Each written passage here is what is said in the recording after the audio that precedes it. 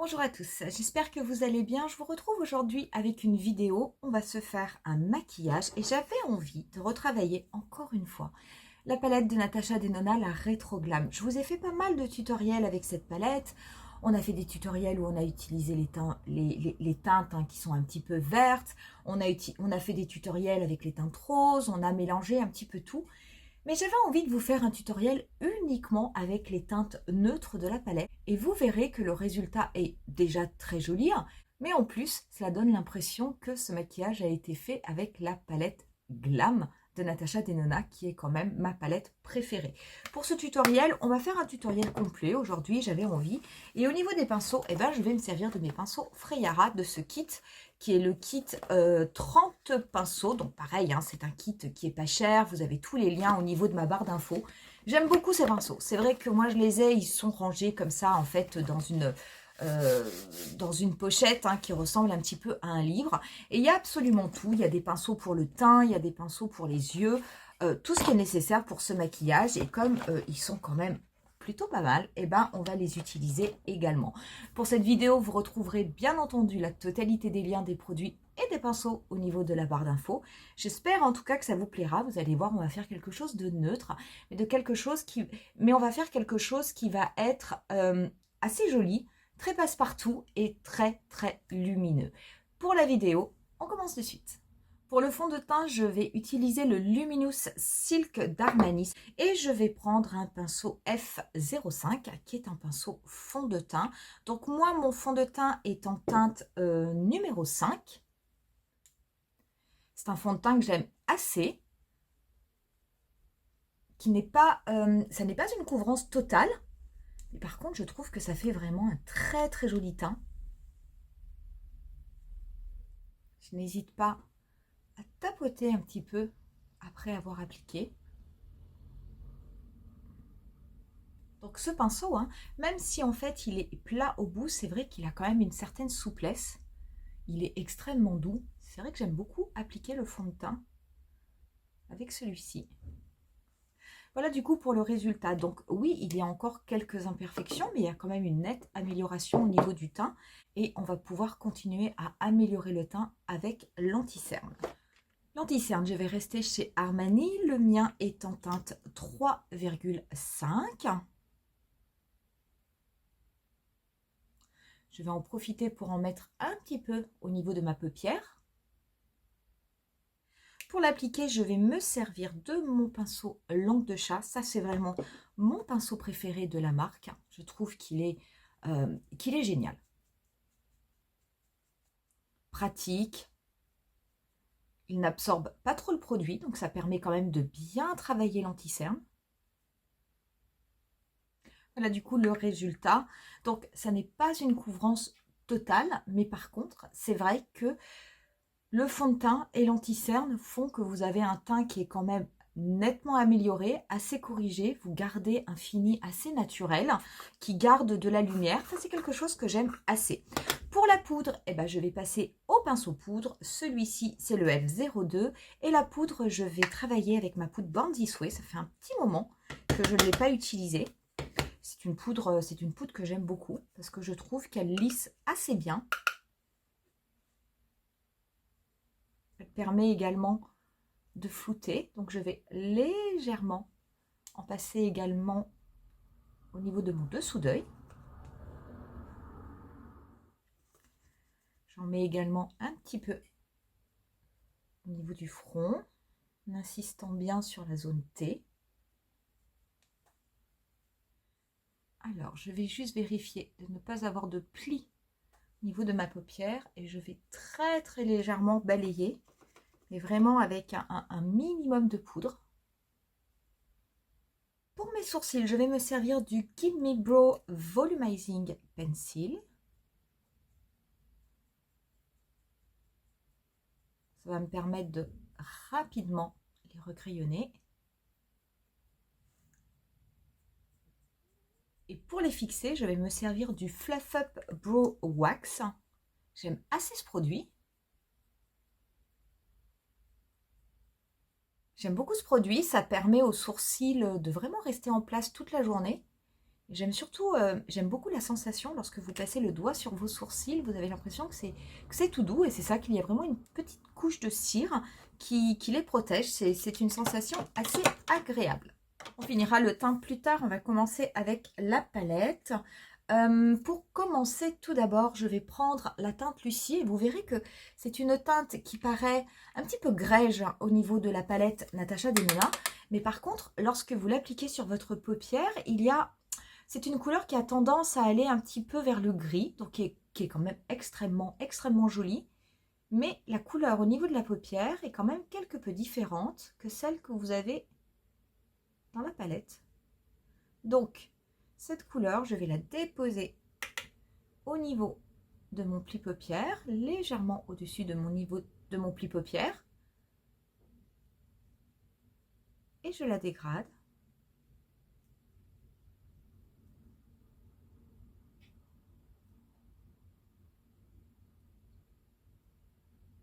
Je n'hésite pas également à étirer la matière en direction de la queue de mon sourcil.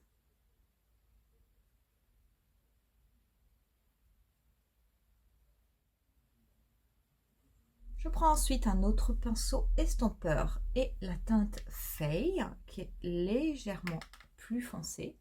Cette teinte Feuille, je viens la tapoter au niveau du dernier tiers de ma paupière mobile. Comme ceci. Et pareil, je vais la dégrader de façon à simplement intensifier le coin externe.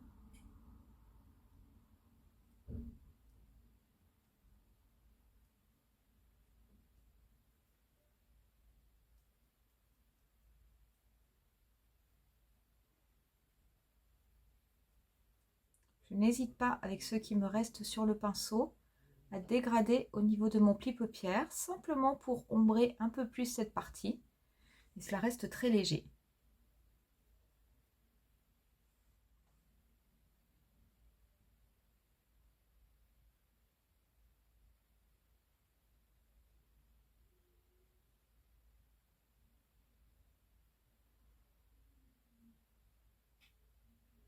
Je prends ensuite un pinceau ombreur, un petit peu plus fluffy, un peu plus souple.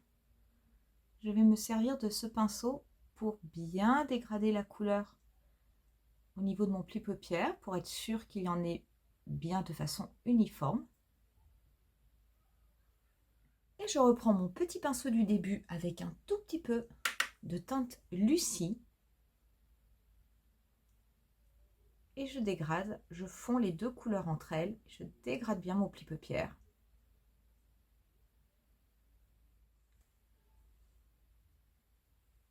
Je garde le pinceau avec lequel j'ai appliqué la teinte Oscar et je vais le retourner et je vais prélever la teinte Maxi, qui est une teinte neutre, un petit peu plus foncée.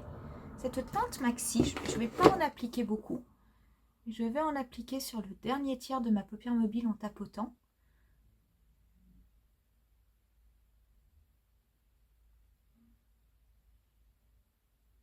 Je n'hésite pas à venir fondre les deux couleurs entre elles. Je dégrade bien.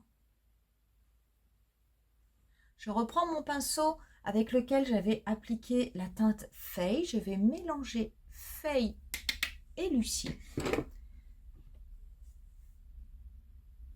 Et je vais simplement étirer un petit peu plus mon maquillage au niveau du coin externe.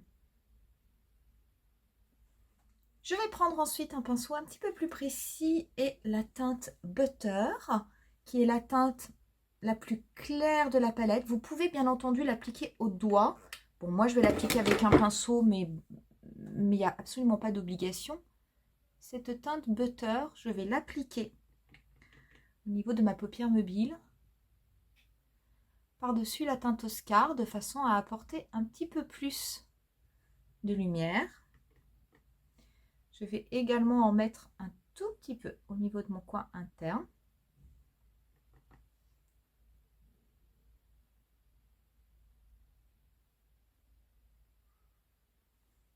J'en profite également pour en mettre un peu sous mon sourcil. Et on va pouvoir s'occuper du ras de cils inférieur. Donc le ras de cils inférieur, je vais reprendre la teinte Oscar. Cette teinte Oscar, je vais la dégrader au niveau de mon ras de cils. Et je vais également prendre un petit peu de teinte Maxi. Que je vais dégrader au niveau du coin externe. Enfin, jusqu'à la moitié de mon ras de cils inférieur. Afin d'apporter quand même un peu plus d'intensité. Sinon, je trouve que c'est un peu clair. Et comme je l'ai fait depuis le début, je vais reprendre un petit peu de teinte Lucie qui va me permettre de dégrader, pareil, mon ras de cils inférieur. J'avais envie d'illuminer un tout petit peu plus le coin interne, donc je vais prendre une teinte de MAC, qui est la teinte Nylon. C'est complètement optionnel, c'est juste que je souhaitais avoir un coin interne un petit peu plus illuminé. Et cette teinte Nylon, je la trouve très très belle. Vous pouvez aussi mettre un petit peu d'highlighter. Voilà, comme ça. Pour ce qui est de mon liner, en fait, je vais me servir d'un crayon et je vais prendre un pinceau. Je vais prendre un pinceau très très précis, pareil, de Freyara. Celui-ci, c'est le F15. Je vais prélever un petit peu de produit. Donc celui-ci, c'est le Killer Liner marron. Je vais très très légèrement en appliquer le plus proche de la racine de mes cils sur mon ras de cils supérieur.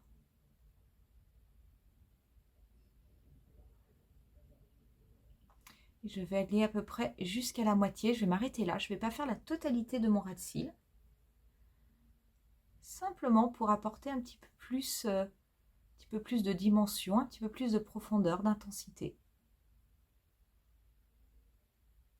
Voilà, une fois que j'ai appliqué le mascara, j'ai appliqué celui de MAC que j'aime beaucoup, le In Dimension. Je le trouve absolument génial, ce mascara. Et je ne me lasse pas de l'utiliser. Pour ce qui est du bronzer, je vais appliquer le Park Avenue Princess de Tarte, hein, que j'ai bientôt fini. Je finis pas souvent les bronzers, mais j'avoue que celui-là, je l'aime beaucoup. Et du coup, je vais l'appliquer avec un pinceau contouring.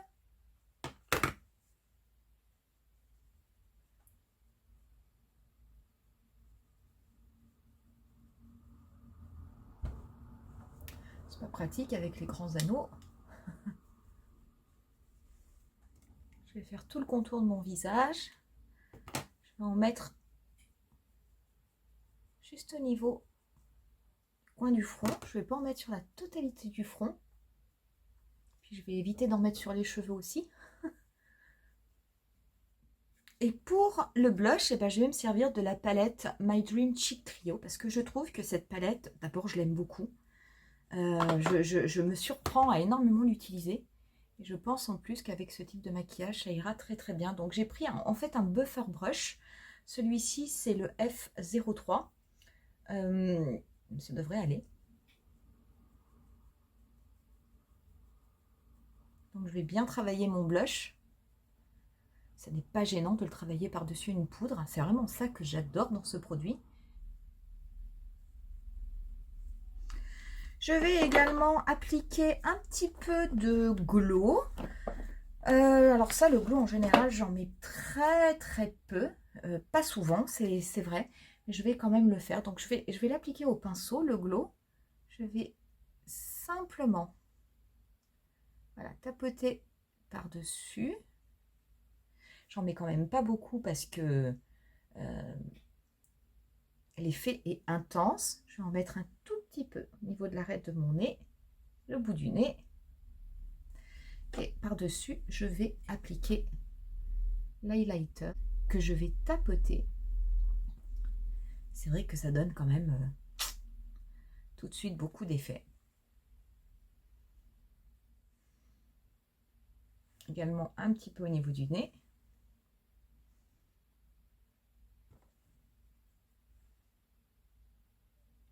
Et je vais très légèrement prendre de l'highlighter avec mon doigt et juste en mettre un petit peu au niveau de l'arc de Cupidon. Pour les lèvres, on va faire quelque chose de très simple. Je vais simplement appliquer un gloss qui va être le gloss My Dream.